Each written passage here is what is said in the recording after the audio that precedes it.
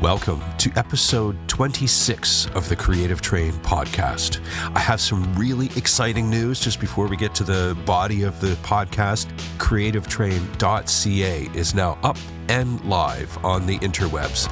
And there's some cool things over there for you to look at, for you to read and to think about, and maybe get a hold of me if you think that Creative Train might be able to help you in your creative journey.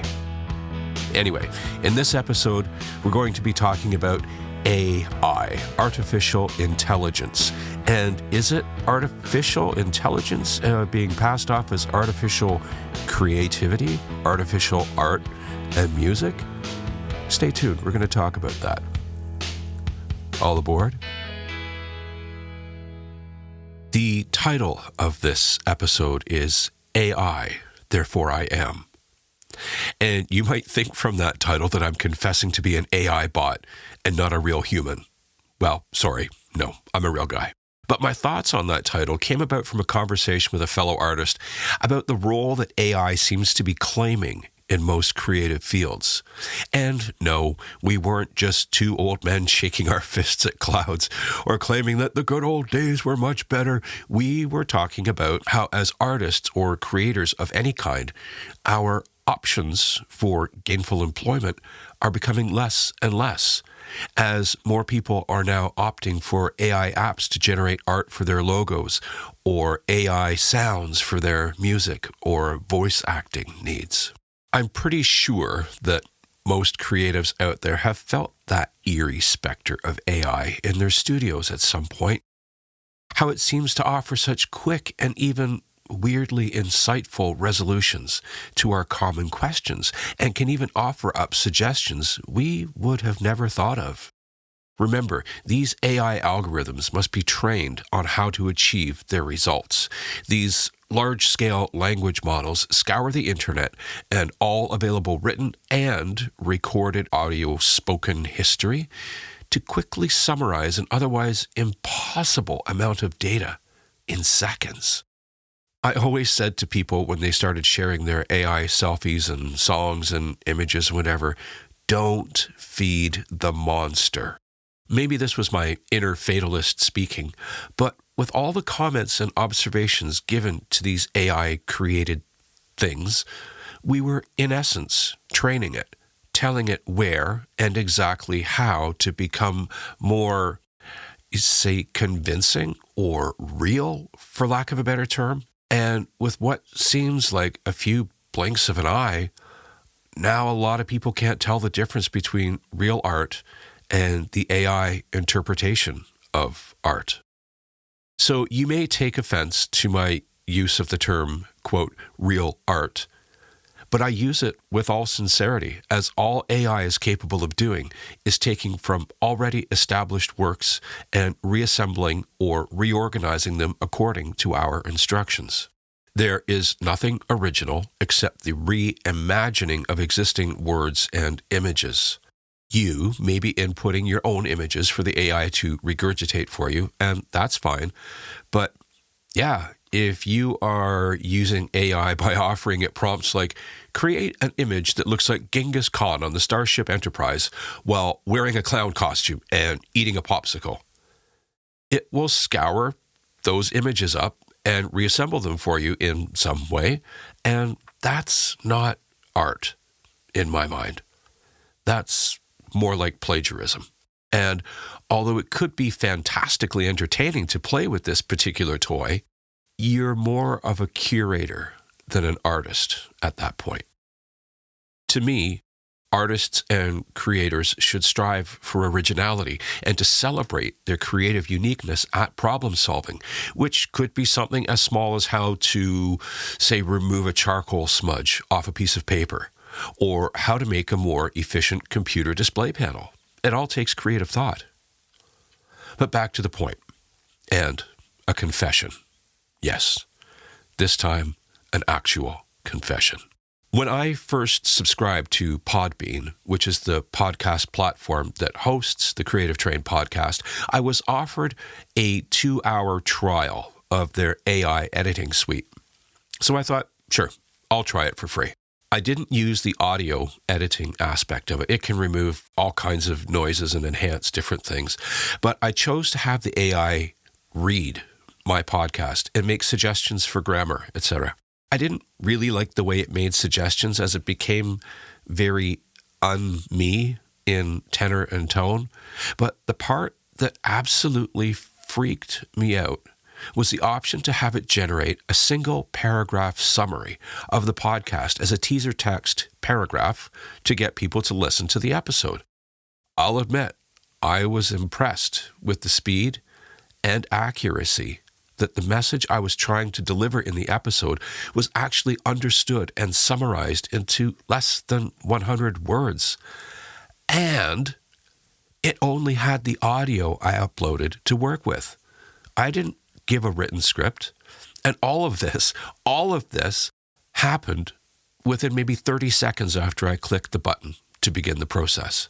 It seemed to understand not only the text and the context, but the subtext and the implied relationships between topics in the podcast, and then created that blurb that you see on the first episode. So I continued to use up my 2 hours of free AI time, and I will admit, I learned a lot about how I should organize my thoughts for short form presentation in an effective manner, and in a way that is direct without going off into side stories, as I often do.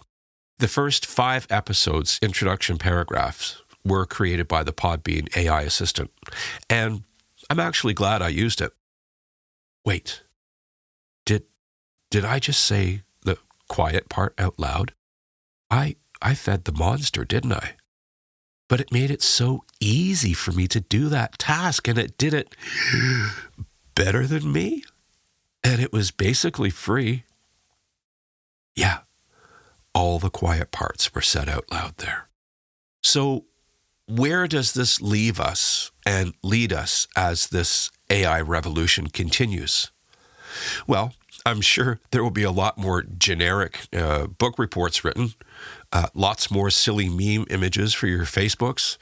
But don't you think it runs the risk of diminishing our appreciation of real art created by real humans as it's becoming so prolific? Don't you think it's kind of unfair that the bots will pick and choose pieces of somebody else's images and sounds that are already existing and reassemble them at your bidding? Don't you think it's a bit disingenuous to call it art when art is supposed to be the product of a person's mind and heart?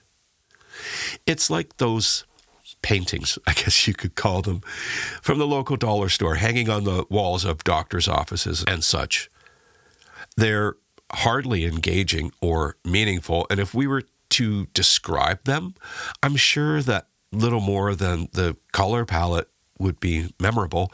So if you find yourself in such a place looking at shitty art, what would you rather be seeing?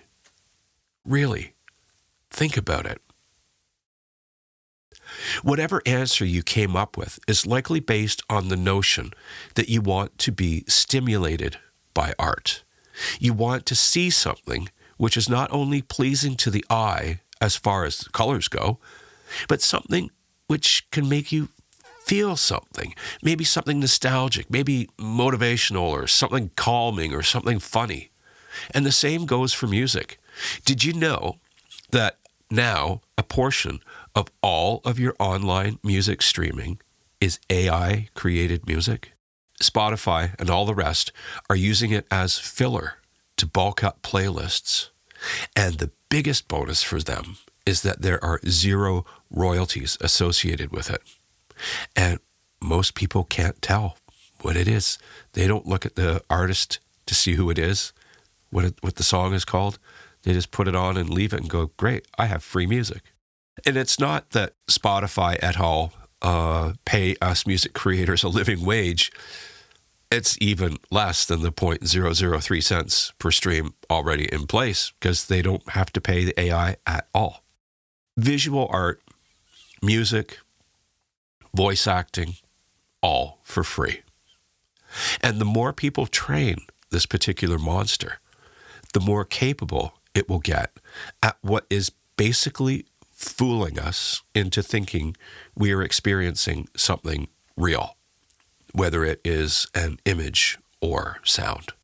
There are huge benefits for this technology in systems where the human factor is not really needed, like those virtual assistants you get when you call customer service. You know, they figure out where to send your call. Or other places where the human fatigue factor can lead to errors over extensive shifts of time or action. And that's fine. But it's not fine for artists and creators. So what would I do? Well, keep creating. You and I can raise the bar for those who come into contact with our art. And what does that mean? Well, it means write good songs and sing them as if you're talking to God. Don't paint from a photograph. Paint what is in your mind, your heart, and your soul. Make it so glaringly obvious that you are an inspired artist.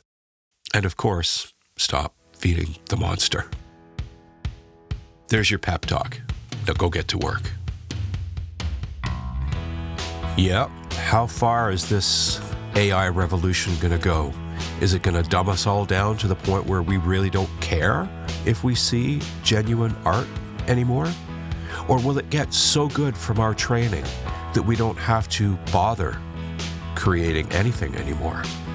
And where will that leave us?